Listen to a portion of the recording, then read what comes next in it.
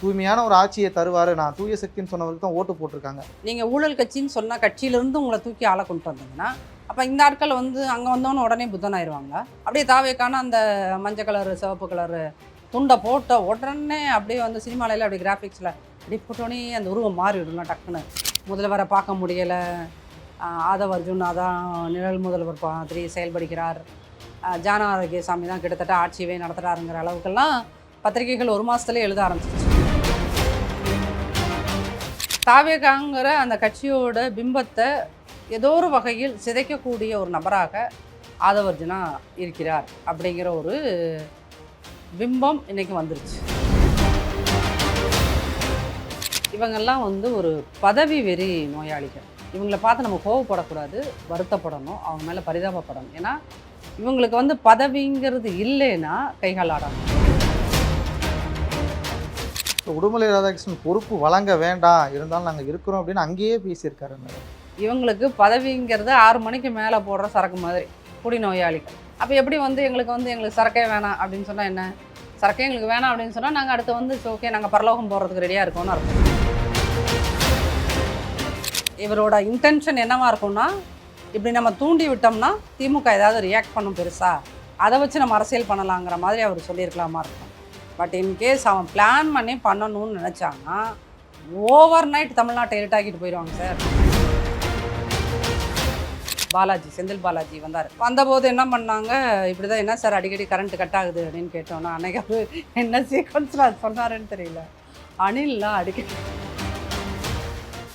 நாளை நமக்கு வணக்கம். நம்முடன் சிறப்பு விருந்தினராக அதிமுக நிர்வாகி நாச்சியால் சுகந்தி அவர்கள் இணைந்திருக்கிறார். மேடம் வணக்கம். மேடம் வணக்கம்.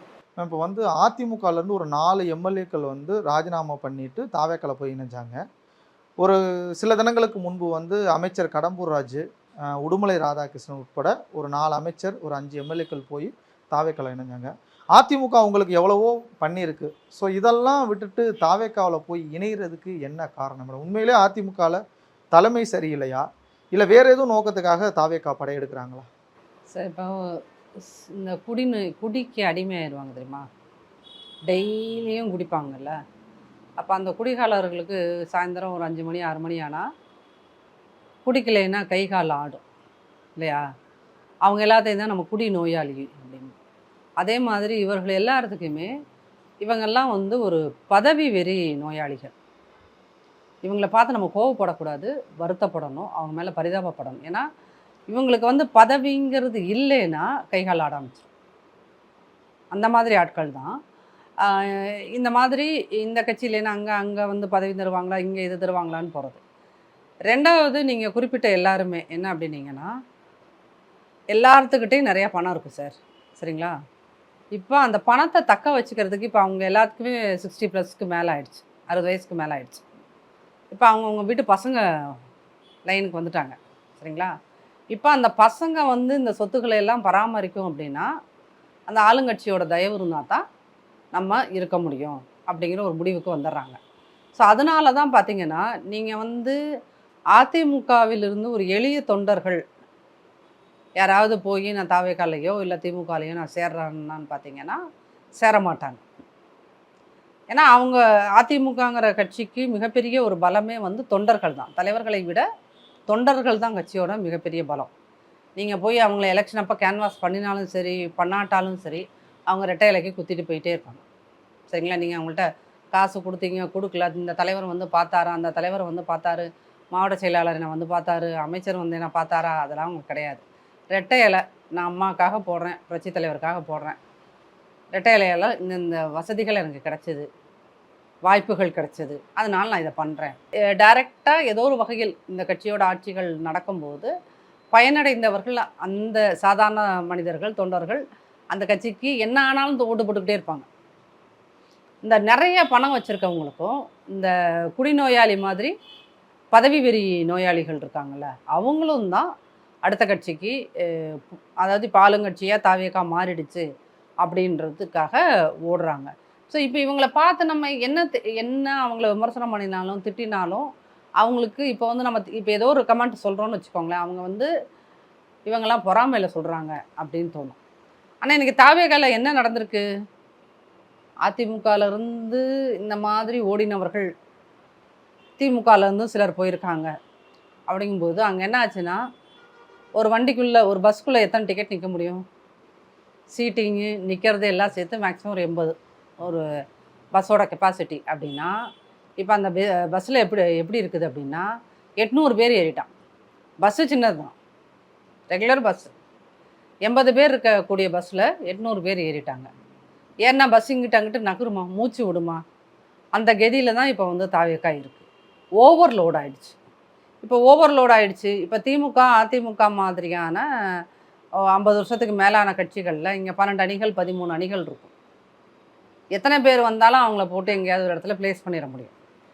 அந்த மாதிரி ஒரு ஸ்ட்ரக்சர் இன்ன வரைக்கும் தாவேக்கால உருவாக்கப்படலை. இதை நம்ம சொன்னோம்னா இதையே கேட்டுட்டு அடுத்த முதல்வர் என்ன சொல்லுவார், இந்த யூடியூப்பில் உட்காந்து பேசுகிறவனுங்கெல்லாம் வந்துட்டு இங்கே ஸ்ட்ரக்சர் இல்லை, அது இல்லை, இது இல்லைன்னு நமக்கு பதில் சொல்லிட்டு இருப்பார். பட் அதுதான் உண்மை, அங்கே ஸ்ட்ரக்சர் இல்லை. இப்போ இத்தனை பேர் போனாங்க, இத்தனை பேர் போனவங்களுக்கு இப்போ இந்த இங்கேருந்து போனாங்க இல்லையா, அதிமுகலேருந்து போனவங்களுக்கு என்ன பொறுப்பு கொடுத்துருக்காங்க? இப்போ உடுமலை ராதாகிருஷ்ணன் பொறுப்பு வழங்க வேண்டாம், இருந்தாலும் நாங்கள் இருக்கிறோம் அப்படின்னு அங்கேயே பேசியிருக்காரு மேடம். பதவியெல்லாம் எங்களுக்கு இது வேணான்னு சொல்லிட்டு சமாளிக்கிறாரா ஒருவேளை? இது சரி, அதாவது இவங்களுக்கு பதவிங்கிறது 6 மணிக்கு மேலே போடுற சரக்கு மாதிரி, குடிநோயாளிகள். அப்போ எப்படி வந்து எங்களுக்கு சரக்கே வேணாம் அப்படின்னு சொன்னால் என்ன? சரக்கே எங்களுக்கு வேணாம் அப்படின்னு சொன்னால் நாங்கள் அடுத்து வந்து ஓகே நாங்கள் பரலோகம் போகிறதுக்கு ரெடியாக இருக்கோம்னு அர்த்தம். அப்படியா? அப்போ அதெல்லாம் சும்மா மீடியாவுக்காக சொல்கிறது சார். அப்போ இங்கே 2 சிக்கல் இருக்குது. என்ன அப்படின்னா, பஸ்ஸு ஓவர்லோட் ஆயிடுச்சு. யாருக்கு என்ன பொறுப்புன்றது யாருக்குமே தெரிய போகிறது கிடையாது. 2வது, தாவேக்கால வந்து அவர் முதல்வர் விஜய் நடிகராக இருந்த காலகட்டத்தில் அந்த மக்கள் மன்றம்னு ஒன்று வச்சுருந்தாங்க தெரியுமா? அது யார் வந்து அதுக்கு பொறுப்பாளர்களாக இருந்தாங்களோ அவங்களுக்கு தான், அவங்களில் இப்போ ஒரு 50% ஆட்களுக்கு வந்து மினிஸ்ட்ரியில் அங்கே எங்கேன்னு இடம் கொடுத்து வச்சுருக்காங்க. அவங்களுக்கு தான் எம்எல்ஏ சீட்டும் பெரும்பாலும் கொடுக்கப்பட்டது. ஃப்யூச்சரில் என்ன ஆகும் அப்படின்னா, அவங்க எல்லாரும் தான் அடுத்தடுத்து இப்போ வாரியத்திலேயே ஒரு 60% அவங்க தான் வருவாங்க. அப்படிங்கும்போது எதிர்காலத்தில் எல்லாமே அவங்கள மையமாக வச்சு, ஏன்னா அவர் வந்து மக்கள் மன்றம்னு ஒன்று நடத்தும் போது விஜய் நாளைக்கு எப்படி வேணாலும் ஆகலான்னு நம்பிக்கையாக பயணம் செய்தவர்கள் அவர்கள் தான். அப்படிங்கும்போது அப்போ அவர்களுக்கு தான் முன்னுரிமை தருவாங்களே ஒழிய, உங்களை நான் இங்கேருந்து ஒரு கட்சியிலேருந்து ஓடி போனவங்களே எந்த அளவுக்கு நம்புவாங்க? அது ஒரு விஷயம். 2வது வந்து தாவேகாங்கிற அந்த கட்சியோட பிம்பத்தை ஏதோ ஒரு வகையில் சிதைக்கக்கூடிய ஒரு நபராக ஆதவர்ஜுனா இருக்கிறார் அப்படிங்கிற ஒரு பிம்பம் இன்றைக்கி வந்துருச்சு. ஆதவர்ஜுனா வந்து என்ன மாதிரியான ஒரு சோர்ஸ் அப்படிங்கிறது அவர் விஜய்க்கு மட்டும்தான் தெரியும். அல்லது விஜயவே ஆட்டுவிக்கின்ற ஜான ஆரோக்கியசாமி அவருக்கு தான் தெரியும் இது. ஏன்னா ஜான ஆரோக்கியசாமியால் மட்டும்தான் அவரை போய் பார்க்க முடியும். இப்போ இருக்கிற அத்தனை மினிஸ்டர்ஸாலையும் விஜய் அவர்களை, முதல்வர் அவர்களை நினைத்த போதெல்லாம் பார்க்க முடியாது. இப்போ இந்த திருச்சி மீட்டிங்லேயே பார்த்தீங்கன்னா, எங்களோட ஸ்ரீரங்கம் அமைச்சராக இருக்கார் இல்லையா, அறநிலைத்துறை அமைச்சர் மாண்புமிகு ரமேஷ், அவர் வந்து தான் ஒரு அமைச்சர் ஆகிட்ட மாதிரியோ இல்லை முதல்வர் வந்து விஜய் வந்து ஒரு முதல்வர் ஆகிட்டாருங்கிற ஃபீலிங் எல்லாம் கூட அன்றைக்கி அந்த ஸ்டேஜில் இல்லை. விஜய் அன்றைக்கி பேசினப்போ இன்னும் அவரை பார்த்தா, ஒரு முதல்வரை பார்த்தா ரொம்ப பிரமிப்பாக தான் இருக்குது, நான் உங்களை ஹக் பண்ணிக்கிட்டுமா சார்னு கேட்குறாரு. அவர் ஒன்று சரி கேமரா முன்னாடி கேட்டாச்சு, அத்தனை கோடி ஜனங்கள் அங்கே ஒரு 5000 பேர் உள்ளே இருக்கான், மறுக்க முடியாது இல்லையா, ஸோ ஹக் பண்ணுற மாதிரி இருக்குது. அப்போது ஒரு ரசிகர் மன்றத்தில் இருந்தவர்களாலேயே விஜயை நெருங்க முடியவில்லை, அமைச்சர்களாலேயே நெருங்க முடியவில்லை. அப்படிங்கும்போது மாற்று கட்சியிலிருந்து போகின்றவர்களை அவர் எந்த ஜென்மத்திலையும் பார்க்க போகிறது கிடையாது. இப்போ போனவங்க எல்லாத்தையும் யார் ரிசீவ் பண்ணி கட்சியில் சேர்த்துக்கிட்டது? ஆதவர்ஜுனாவும் ஆனந்த் அவர்களும் தான். சரிங்களா? அப்போ இவங்க தான் கட்சியோட எல்லா நடவடிக்கைகள்லையும் இருக்க போகிறாங்க. காலம் போக போக ஆதவர்ஜுனா அப்படிங்கிறவர் வந்து ஒரு நிழல் முதல்வர் ஆயிடுவார்.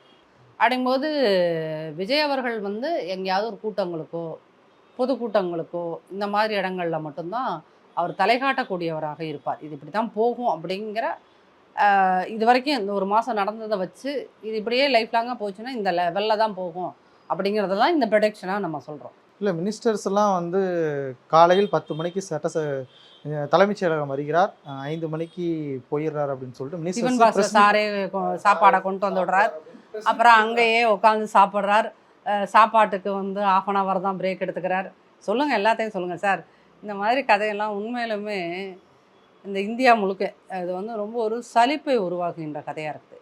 இதுக்கு முன்னாடி இதே மாதிரி தான் ஒரு மார்க்கெட்டிங் ஸ்ட்ராட்டஜி நம்மளுடைய பிரதமர் மோடி அவர்களுக்கு சொன்னாங்க. அவர் வந்து ரொம்ப சிம்பிளான மனிதர். வாழ்க்கையில் தினமும் அவர் ஒரு 20 மணி நேரம் நாட்டுக்காக உழைக்கிறார். 4 மணி நேரத்துக்கு குறைவாக தான் தூங்குறார். இந்த மாதிரி என்னென்னமோ விஷயங்கள் இருந்தது. அப்போது இந்த மாதிரி ஒரு வலிந்து திரிந்து உருவாக்கப்படுகின்ற பிம்பம் இருக்கு இல்லையா, அந்த பிம்பம் வந்து இன்னைக்கு இல்லைனாலும் இன்னொரு நாள் அது வெடிச்சிரும் சார். நீங்கள் தலைமைச் செயலகத்துக்கு ஒரு கவர்மெண்ட் ஆஃபீஸர் மாதிரி 9 மணிக்கு வந்துட்டு நீங்கள் 7 மணிக்கு கூட போங்க, ½ அன் ஹவர் லஞ்சு பிரேக் எடுத்துக்கோங்க. அப்புறம் இடையில 2 டீ பிரேக் இருக்கா இல்லையா, அதுவும் இருக்கா இல்லையான்னு தெரியலையே. ஸ்நாக்ஸ் பிரேக் அப்படின்னு சொல்லிட்டு ஏதாவது வச்சுருக்காங்களான்னு தெரியல. இந்த மாதிரியெல்லாம் பண்ணேன். ஆனால் ஒரு முதல்வராக நீங்கள் என்ன டெலிவர் பண்ணியிருக்கீங்கன்றதான் முக்கியம். நீங்கள் எப்படி வரீங்க, கருப்பு சூட் போட்டு வரீங்கன்னா அது உங்கள் இஷ்டம், உங்கள் காசு, நீங்கள் போட்டு வரீங்க. இப்போ சேரை மாற்றிருக்காரு அவர். ஒரு உட்கார சோஷியல் சேரு மீடியால போயிட்டு இருக்கு.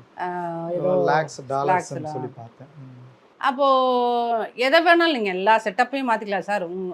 உங்களோட சொந்த காசை வச்சு கூட நீங்கள் அந்த தலைமைச் செயலகத்தில் இன்றைக்கி இங்கே உட்காந்துருக்க அறையை வந்து எப்படி வேணாலும் மாடர்னாக மாற்றிக்கலாம். ஆனால் நீங்கள் இருக்கிற வரைக்கும் எப்படி வேணாலும் பண்ணிக்கலாம் இல்லையா.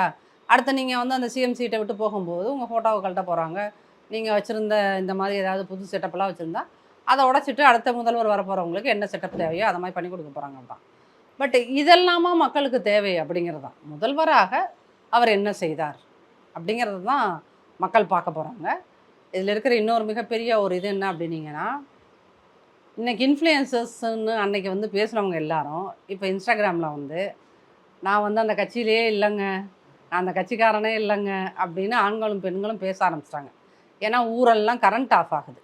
உடனே எல்லாரும் இன்ஸ்டாவில் போய் அவங்கள்ட்ட, நீ பெரியவங்க இவன் மாதிரி பேசுனேல, நீ உங்கள் வந்து விஜய் அண்ணா எங்கள் அண்ணாவுக்கு ஓட்டு போடுன்னு சொன்னேல, நீ சொன்னதை நம்பி உன்னோட ஃபாலோவராக இருந்தால் நாங்கள்லாம் ஓட்டு போட்டோம். இப்போ பாரு என் வீட்டில் குழந்தை தூங்க மாட்டேங்குது, இவ்வளோ நேரம் கரண்ட் இல்லை, இப்படிலாம் வந்து கேட்டோன்னா அவங்க வந்து ஒன்றா ஐயோ இது என்ன பெரிய வம்பா போச்சுன்னு, நான் தாவேக்கா கட்சிக்கு எனக்கு சம்மந்தமே கிடையாது, நான் அரசியல்வாதியும் கிடையாது, நான் இன்ஃப்ளூயன்ஸரும் கிடையாது, விட்டால் நான் மனுஷியே கிடையாது, நான் ஏலியன்ருவாங்க போல இருக்கு. அந்த ரேஞ்சுக்கு ஒரு மாத காலகட்டத்திலேயே எல்லோரும் வந்து அந்த யங் ஜென்ரேஷன் யார் ஓட்டு போடணும்னு சொன்ன அந்த சோ கால்டு இன்ஃப்ளூயன்சர்ஸ் எல்லாம் வந்து கதறாங்க. ஸோ நாளைக்கு அது வந்து என்ன மாதிரி ஆகும் அப்படின்றது நமக்கு தெரியல. இதே இன்ஃப்ளூயன்சர்ஸ் இந்த மாதிரி கரண்ட் கட்டு பிரச்சனை இன்றைக்கி இது முதல் மாதத்தில் நமக்கு கரண்ட் கட்டு, அது இப்போ சம்மர் அப்படின்றதுனால அந்த பிரச்சனை பெருசாக தெரியுது. ஸோ கரண்ட் கட்டு நாளைக்கு போக போக ஒவ்வொரு இப்போ வந்து ஊழலே இல்லை, ஊழலை நாங்கள் குறைத்து விட்டோம், ஊழலை உண்மையிலுமே தாவேக அரசு குறைச்சிருந்துச்சுன்னா நம்ம மனசார பாராட்டுவோம். ஆட்சிக்கு வந்த ஒரு மாதத்துக்குள்ளேயே ஒருத்தரை பற்றி நம்ம பேசினோன்னா கைதுங்கிற அளவுக்கு போயிடுச்சு. அவர்களை பற்றி விமர்சனம் செய்கின்ற, ஆட்சியை பற்றி விமர்சனம் செய்கின்ற தொலைக்காட்சிகளை வந்து அரசு கேபிள்லேருந்து பிடுங்கியே விட்டுறாங்க இல்லையா. பாலிமரை பிடுங்கிட்டாங்க. அப்புறம் இவங்களுக்கு மிகுந்த அளவு ஆதரவு கொடுத்த அதில் அந்த டிவியில் ஒரு பொண்ணு வேற பயங்கரமாக அந்த நியூஸ் ரீடர் வந்து விஜயண்ணாவுக்கு பயங்கரமாக சப்போர்ட் பண்ணுவாங்க. அந்த தமிழ் நியூஸ் தமிழ்னு ஒரு சேனல், நியூஸ் தமிழ் 24/7 அந்த சேனல் இதாகிடுச்சு. பாலிமர் வந்து திமுக ஆட்சியிலே பாதிக்கப்படாத ஒரு சேனல் நினைக்கிறேன், அவங்களும் பாதிக்கப்பட்டாங்க. புதிய தலைமுறை ஆல்ரெடி பாதிக்கப்பட்டுச்சு. அப்போ நீங்கள் ஆட்சிக்கு வந்த ஒரு மாதத்துலேயே 4 சேனல்காரங்க வாய் விட்டு கதற ஆரம்பிச்சிட்டாங்க. அப்படிங்கும்போது 4 சேனல் அஃபெக்ட் ஆகிடுச்சு. இந்த பக்கம் பார்த்தீங்கன்னா மாரிதாஸை காலையில் கைது பண்ணி, நைட்டு போய் கைது பண்ணி காலையில் விட்டுட்டாங்களா, மதியானம் காலையில் கைது பண்ணி நைட்டு விட்டுட்டீங்க. ஸோ ஒரே நாளையில் முடிஞ்சாச்சு. அப்படிங்கும்போது இப்போ ஒரு மாதத்துக்குள்ளே இவ்வளோ ட்ராமா நடந்துருச்சு அப்படின்னா, நீங்கள் ஒரு வருஷத்துக்குள்ளே என்ன ட்ராமா நடக்கும்ன்றத பார்த்துட்டு இந்த இன்ஃப்ளூயன்சஸாக அன்னைக்கு செயல்பட்டவர்கள் எல்லாரும் வந்து எனக்கு தாவேகாவுக்கு ஒரு சம்மந்தம் இல்லை மன்னிச்சுக்கோங்கன்னு சொல்கிற காலகட்டமும் உருவாகலாம். உருவாகும்னு நான் சொல்லலை, பட் உருவாகுவதற்கான வாய்ப்புகளையும் இவர்கள் உருவாக்கி தருவார்கள். ஏன்னா விஜய் சாரை பொறுத்தளவுக்கு, நம்மளுடைய முதல்வரை பொறுத்தளவுக்கு, அவர் பொதுமக்களோடு எந்த ஒரு காலகட்டத்திலையும் வந்து கலந்து கொள்ளாதவர். அவருடைய இயல்பு நம்ம அப்சர்வ் பண்ண வரைக்கும் அப்படி தான் இருக்குது. அவர் வந்து நான் ஒரு மகா நடிகர் அப்படின்னு நீங்கள்லாம் மக்கள், ஒரு நடிகருக்கும் மக்களுக்கும் இடையில் இவ்வளோ இந்த இது கொரோனா காலத்தில் ஒரு இடைவெளி இருந்துச்சுல்ல, அந்த மாதிரி ஒரு டிஸ்டன்ஸை நீங்கள் மெயின்டைன் பண்ணணும் அப்படிங்கிற மாதிரியான ஒரு மனநிலைமையில் அவர் இருக்கிறார். அப்படி மக்களோடு கலக்காத எந்த அரசியல்வாதியும் ரொம்ப வருஷம் பாலிடிக்ஸில் ஜெயிச்சதாகவும் சரித்திரம் கிடையாது. அதனால் இந்த ஒரு மாதம் நம்ம எதுவும் சொல்ல முடியாது. அப்புறம் வேறு அவர் வேறு டைம் கொடுக்காம அதுக்குள்ளே நீங்களாம் உட்காந்து ஒரு கேமரா கிடச்சிருச்சுன்னு உட்காந்து எதையாவது பேசுகிறீங்கன்னு திட்டவும் செய்வார். நம்ம அதுக்கெல்லாம் வேறு பயப்பட வேண்டியதாக இருக்குது. ஸோ அதனால் இது இந்த டிஃபன் பாக்ஸில் சோறு கட்டிட்டு போகிறாரு, 1/2 hour லஞ்ச் பிரேக் எடுத்துக்கிறாரு, அப்புறம் கதால 9 to 6 ஒர்க் பண்ணுறாரு கவர்மெண்ட் எம்ப்ளாயி மாதிரி. இந்த பிம்பங்கள்லாம் கேட்குறக்கு உண்மையிலுமே இனிதாக இருக்குது, நல்லா இருக்குது. இது வந்து ஜென்சி கிட்ட பார்த்தோன்னு வச்சா என்ன மாதிரி நமக்கு கிடச்சிருக்காரு, சூப்பர் ப்ரோ அப்படின்னு அவன் வியப்பான். அதில் ஒன்றும் பிரச்சனை இல்லை. பட் இந்த மாதிரி ஊதி பெருக்கப்படுகின்ற பிம்பங்கள் ஒரு காலகட்டத்தில் உடைந்தே தீரும், அதில் எந்த மாற்றமும் இல்லை. இந்த மின்வெட்டுக்கு வந்து பியூஸ் கேரியில் பிடுங்கிட்டு போகிறாங்க அப்படின்னு சொல்லிட்டு சிடி நிர்மல்குமார் சொல்லியிருந்தாரு. ப்ளஸ் அதுபோக ஒரு சிசிடிவி காட்சியும் ஒன்று அவர் வந்து அவரோட பேஜில் போட்டிருந்தாரு மேடம். ஸோ அவங்க பிடிங்கிட்டு ஆவடியில் வந்து பைக்கில் இருந்து பிடிங்கிட்டு போகிறாங்க. உண்மையிலே இந்த அரசுக்கு எதிராக சதி நடக்குதா, இல்லை அந்த இளைஞர்கள் வந்து இந்த வேலையாக பண்ணுறாங்களா, இரவில் ஒரு வேலை பிடுங்குறாங்களா? இல்லை, இரவில் பிடுங்கிறது அது பிடுங்கினாங்களா திருடினாங்களாங்கிறது ஒன்று இருக்குது சார். 2 விஷயம் இருக்குல்ல. அவன் மிட் நைட்டில் வந்து இதை பிடுங்கிட்டு போச்சு. நீங்கள் வந்து ஆகுனா இதுக்கு எடுத்தாலும் இவங்க திமுகவின் சதின்னு சொல்லுவாங்க, சரிங்களா? இப்போ திமுகவை தொடர்ந்து விமர்சனம் செய்த ஒரு ஆளாக திமுகவே இப்படி ஒரு ஏற்பாடை பண்ணுதுன்னு வச்சுக்கோங்க. திமுக மாதிரி திருட்டுத்தனம் பக்காவாக யாராலையும் பண்ண முடியாது, தெரியுமா? ஃபஸ்ட்டு இந்த மாதிரி சிசிடிவி ஃபுட்டேஜ் இருக்கிற இடத்துக்கு நேராக இருக்கிற ஃபியூஸை பிடிங்கிட்டே போக மாட்டான். அவன் 4 நாள் வருவான், எல்லாத்தையும் ஆராய்ச்சி பண்ணுவான். இதுக்கு இங்கே நம்ம கையை வைக்க போகிறோன்னா அந்த சர்க்கிளில் இருக்கிற 1 கிலோமீட்ரு ரேடியஸில் இருக்கிற எல்லா இடத்துலையும் ஃபஸ்ட்டு அவன் வந்து சிசிடிவி தான் உடச்சி போட்டு போவான். அவங்க தேர் ஆல் வெரி ப்ரொஃபஷனல்ஸ் இந்த மாதிரி திருட்டு வேலைகள்லாம். அப்போ அந்த மாதிரி ஒரு ப்ரொஃபஷனல் வேலைகளில் இருக்கக்கூடியவன் இப்படி சிசிடிவியில் கரெக்டாக ஃபேஸை வந்து இப்படி காட்டுற மாதிரி வந்து திருடிட்டு போவானா? அது வந்து அது நம்ம ஒரு இப்போ போன தடவை கூட இந்த இதே மாதிரி தான் 21 ஆட்சிக்கு வந்து நம்முடைய அப்போதைய மாண்புமிகு நடிகர் திலகம், சாரி அவர் பேர் என்ன, பாலாஜி, செந்தில் பாலாஜி வந்தார். வந்தபோது என்ன பண்ணாங்க, இப்படி தான் என்ன சார் அடிக்கடி கரண்ட் கட் ஆகுது அப்படின்னு கேட்டோன்னா, அன்றைக்கி அவர் என்ன சீக்வன்ஸில் அது சொன்னாருன்னு தெரியல. அணில்லாம் அடிக்கடி ஓடுது சொன்னாரா, ஞாபகம் இருக்கா இல்லையா? அணில்லாம் கரெக்ட் கம்பியில் ஓடும். அப்போ வந்து தாவேகா கட்சியே ஃபார்ம் ஆகாத நேரம். அதனால் அவர் அணிலுங்கிற வார்த்தையை சொல்லி தப்பிச்சிட்டாரு. அணில் மேலே பழைய போட்டு தப்பிச்சிட்டாரு. அணில்லாம் போய் தான் வந்து அது இதாகுதுன்னு சொன்னார். அன்னைக்கு அவருக்கு கிடைச்ச காரணம் யார்? வாய் பேச முடியாத அணில்கள், சரிங்களா? இன்றைக்கி இவங்களுக்கு கிடைச்சது எங்கேயோ அவன் ஃபியூஸ் கட்டையோ எவனோ 2 பேர் திருடிட்டு போகிறான். அது திருடிட்டு போனோம், அது எவ்வளோ கிடைக்குன்றதும் தெரியல. அதுக்கான லட்சங்களாக கொடுக்க போகிறான். அப்போ அதை வச்சுக்கிட்டு நீங்கள் திமுக காரன் எல்லாம் அப்படி பண்ணியிருக்கான் அப்படின்னு சொன்னால், திமுக காரன் ஒரு வேளை நம்ம இந்த ஆட்சிக்கு கெட்ட பேர் ஏற்படுத்தணும் அப்படின்னு நினச்சிட்டு இந்த மாதிரி வேலையெல்லாம் அவன் ஈடுபடணும்னு நினச்சான்னு வச்சுக்கேன், no one can stop him. DMK காரன் நீங்கள் வந்து அவ்வளோ சாதாரணமாக இந்த மாதிரி விஷயங்களில் அவ்வளோ சாதாரணமாக நீங்கள் அவரை வந்து நினச்சிக்கவே கூடாது, சரிங்களா? அதை இன்னைக்கு இப்படியெல்லாம் இவங்க பேசி அமைச்சர் நிர்மல்குமார் மாதிரியான இவரோட இன்டென்ஷன் என்னவாக இருக்கும்னா, இப்படி நம்ம தூண்டி விட்டோம்னா திமுக ஏதாவது ரியாக்ட் பண்ணும் பெருசாக, அதை வச்சு நம்ம அரசியல் பண்ணலாங்கிற மாதிரி அவர் சொல்லியிருக்கலாமா இருக்கணும்.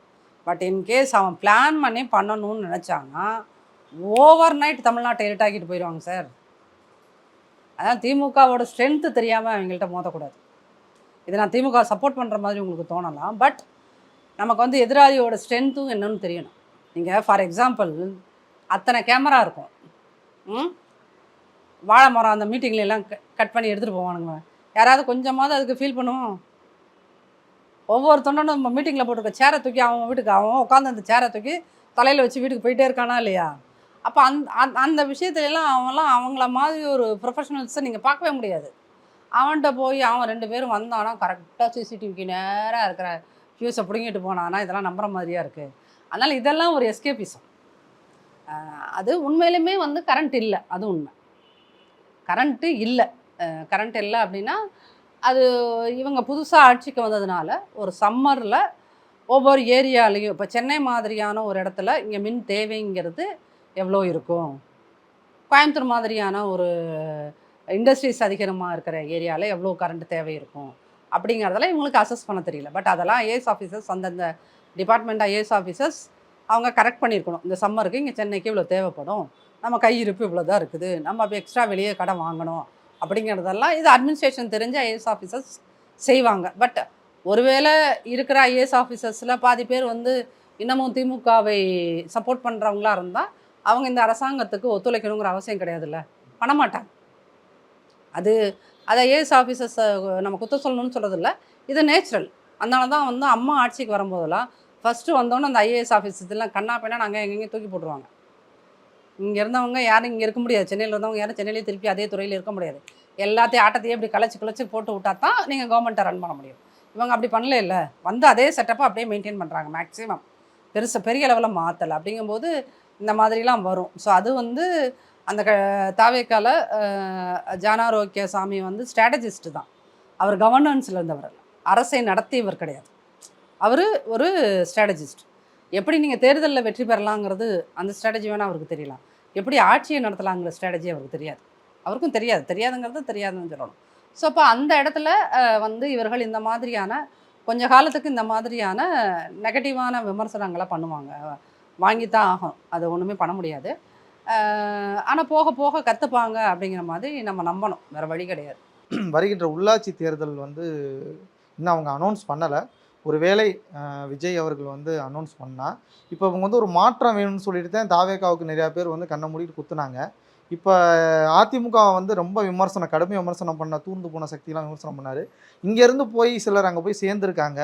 மேபி இதெல்லாம் மக்கள் பார்த்துட்டு தானே இருப்பாங்க. ஒரு தூய்மையான ஒரு ஆட்சியை தருவார், நான் தூய சக்தின்னு சொன்னவருக்கு தான் ஓட்டு போட்டிருக்காங்க. இவர் எல்லாத்தையும் இப்படி சேர்த்துக்கிறாரு அப்படிங்கிறனால அந்த தேர்தலில் எதிரொலிக்குமா? சார், நீங்கள் மக்களை வந்து நம்ம போன எலெக்ஷன்லேயே ரொம்ப அண்டர் எஸ்டிமேட் பண்ணிட்டோம் அப்படிங்கிறது தான் அதை காட்டுது. ஏன்னா இவங்க திரும்ப என்ன சொன்னாங்க, நாங்கள் உங்களுக்கு தூய சக்தியாக இருப்போம், தூய்மையான ஆட்சியை தருவோம் அப்படின்னு சொன்னோன்னா, அப்புறம் திமுக மேலே அது வரைக்கும் 2026 வரைக்கும் அவங்க மேலே பல ஊழல் குற்றச்சாட்டுகள் வந்துக்கிட்டே இருந்துச்சு. ஸோ அப்போது மக்கள் என்ன நினச்சாங்க, இவங்க இருந்தால் இவங்களே தான் திரும்ப சிஎம் ஆவாங்க, உதயநிதி சிஎம் ஆவார், அப்புறம் அவர் பையன் சிஎம், இதே நம்ம கருணாநிதி குடும்பத்தை வளர்த்த விடவா நம்ம வந்தோம் அப்படிங்கிற ஒரு எரிச்சலில் தான் திமுககாரர்களே தாவேகாவுக்கு பெரிய அளவில் ஓட்டு போட்டாங்க.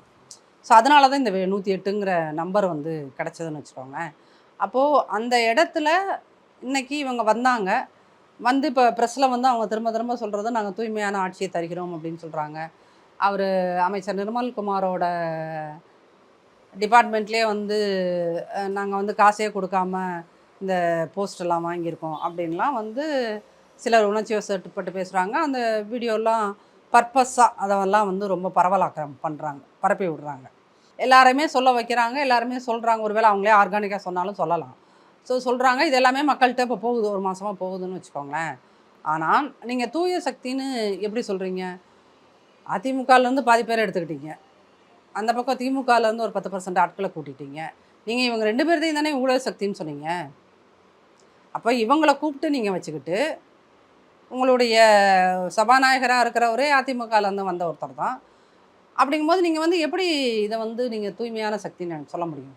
நீங்கள் அவர் விஜய் அவர்கள் அந்த கட்சியை வந்து ஒரு 10 வருஷம் இல்லை 5 வருஷமாவது குறைந்தபட்சம் வளர்த்தி தன்னோட ஆட்களாக எல்லாத்தையுமே தாவேக்கான்ற 100% கட்சியை வளைச்சி இன்றைக்கி மினிஸ்ட்ரிக்குள்ளே இருக்கிற எல்லாருமே தன்னோட ஆட்கள்ங்கிற மாதிரி கொண்டு வராத போது, நீங்கள் ஊழல் கட்சின்னு சொன்னால் கட்சியிலேருந்து உங்களை தூக்கி ஆளை கொண்டு வந்தீங்கன்னா, அப்போ இந்த ஆட்கள் வந்து அங்கே வந்தோன்னு உடனே புத்தன் ஆயிடுவாங்களா?